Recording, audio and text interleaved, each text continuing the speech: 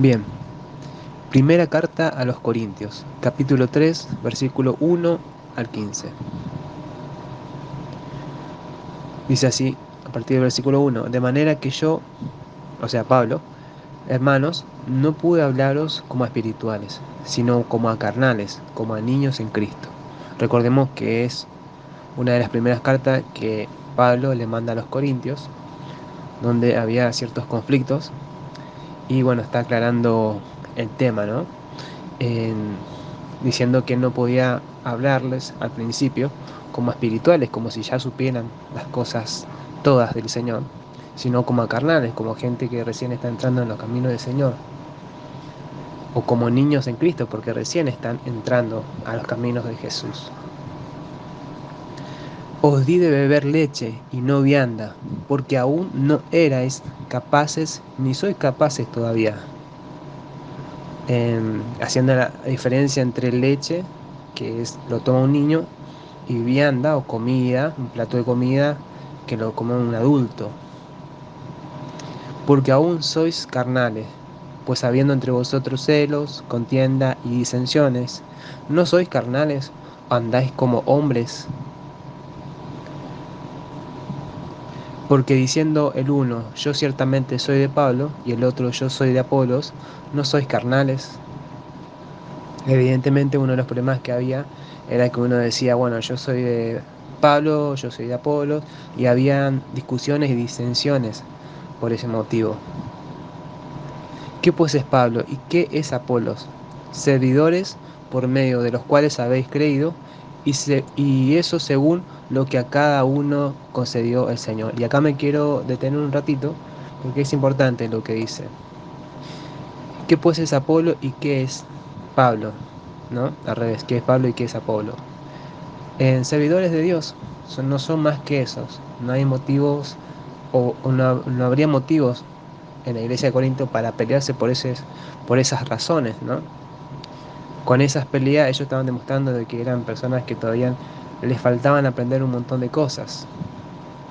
Y lo que quiero resaltar acá es que no es mérito de Pablo y no es mérito de Apolos, sino que cada uno haya creído también es mérito de Dios, porque Dios es el que da en esa fe, pone esa fe en nosotros.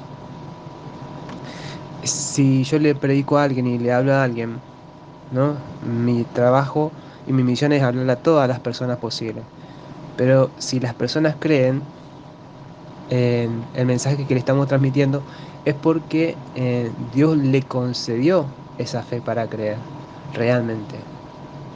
Y no es mérito mío, yo puedo hablar muy bien, puedo predicar muy bien o muy mal, pero el que realmente hace crecer, digamos, esa semilla dentro de nosotros, porque nosotros al predicar vamos sembrando semillas. El que da el crecimiento realmente es Dios. Sigamos.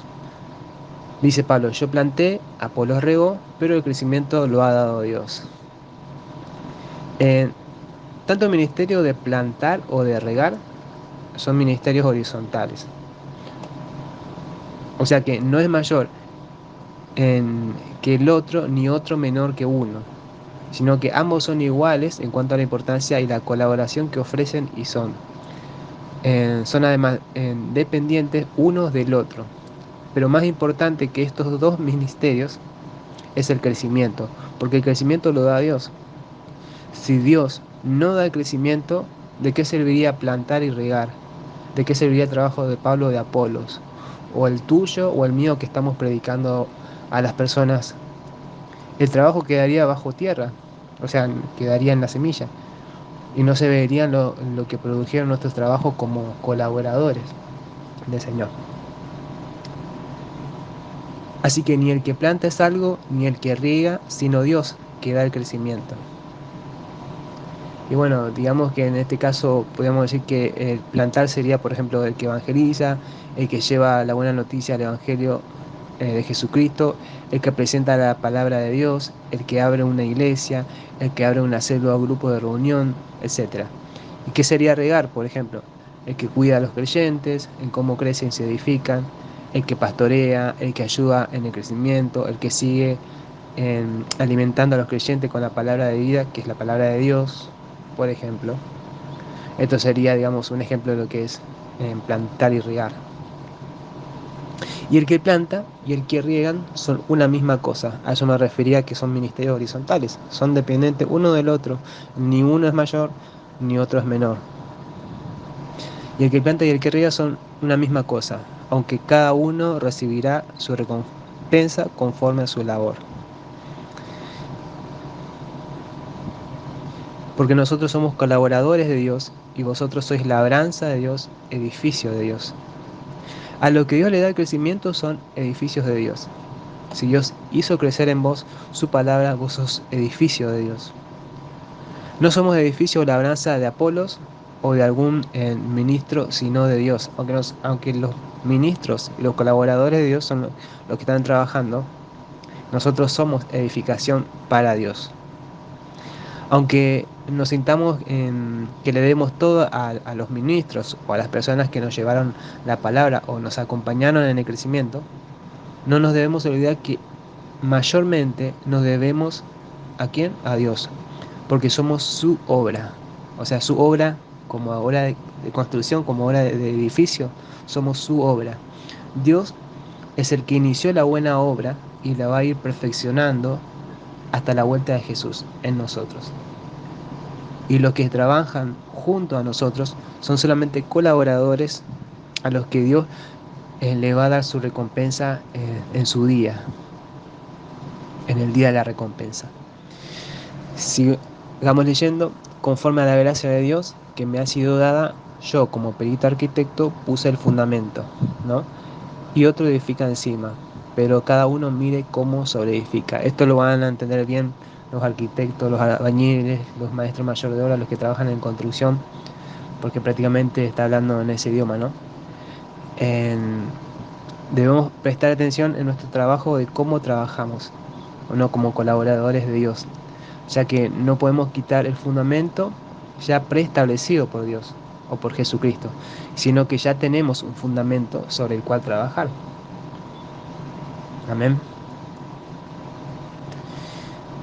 Y sigo leyendo, porque nadie puede poner otro fundamento que el que está puesto, el cual es Jesucristo. Nuestro fundamento sobre el cual nosotros tenemos que edificar nuestras vidas, es Jesucristo. Él es nuestra roca segura. Sobre Él nosotros podemos edificar nuestra vida. Nosotros si construimos nuestra casa sobre la arena, sin cimiento, nuestra casa tarde o temprano se va a caer. Pero si construimos sobre la roca, sobre una base, nuestra casa va a perdurar a pesar del, eh, de las tempestades, mal tiempo que pueda haber.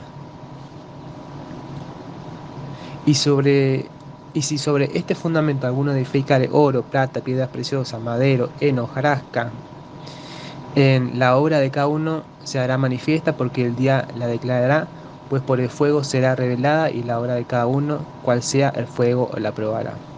El fuego, en este caso, representa el día de la prueba de lo que estoy edificando en mi vida, el cual va a sacar a luz los materiales que he utilizado para edificar. O sea, si nosotros nos desviamos un poco o mucho, digamos, de lo que ya Jesús preestableció, tarde o temprano van a venir esas tempestades, va a venir ese fuego, va a venir esa prueba y se va a ver lo que nosotros estuvimos haciendo. Así de reales, y hay que tener mucho cuidado de no desviarnos de ese principio que Jesús ya preestableció. Sigo leyendo, si permaneciera la obra de alguno que sobreedificó, recibirá recompensa. Si la obra de alguno se quemare, él sufrirá pérdida, si bien él mismo será salvo, aunque así como por fuego. Amén. Bien, ¿qué quiero decir con todo esto? Lo que quiero decir es que tenemos que fijarnos cómo vamos caminando en el camino del Señor. ¿Cómo lo aplicamos a esto, digamos? Leyendo la palabra, orando, buscando la presencia de Dios, buscando la palabra de Dios, buscando la guía y la dirección de Dios. Tal vez a un hermano que nos pueda hablar, ¿no? de la iglesia, que nos pueda ayudar, dar un consejo, algún pastor, algún ministro. ponernos en nuestra habitación y orar y buscar la guía del Señor para que el Señor nos guíe en su camino, para que nosotros no edifiquemos nuestra vida con otras cosas que nos van a hacer daño, que tarde o temprano eh, nos va a hacer daño. Así que lo que hay que hacer es esto, eh, tratar de no salirnos de ese camino de Dios, que la verdad que no es lo más difícil ni tampoco es lo más fácil, ¿no? Si Dios nos dice eh, que no mentamos, para uno puede ser difícil, para la mayoría puede ser difícil, por ejemplo, pero es lo correcto y tampoco es algo que no podamos hacerlo nunca. Entonces tenemos que fijarnos en lo que hacemos y tratar de buscar la guía del Señor siempre. Amén. Quiero orar para cerrar esta reunión en- y darle la gloria al Señor. Padre, te damos gracias por este día, por esta reunión de jóvenes, por la familia que ha estado, Señor, con nosotros. Bendice a la familia Marín. Señor, bendice a nuestra familia. Bendice a sus vecinos, Señor. Bendice a los que están con ellos, a los que los acompañan. Bendice su casa, Señor. Trae bendición, Señor. Trae salud, Señor. Que tu paz reine en su casa, Señor. Gracias, Padre, porque tú eres el que nos hace madurar, Señor, que nos hace crecer. Señor, queremos dejar las cosas en torpes, Señor, y madurar en vos, Señor, en el nombre de Jesús. Gracias, Padre. Bendecimos tu nombre. Señor, guíanos, Señor, a mantenernos sobre tu fundamento, a edificar sobre tu fundamento, Señor, para que el día que tal vez haya alguna prueba o algún tiempo difícil, Señor, podamos salir victoriosos, Padre. En el nombre de Jesús. Amén.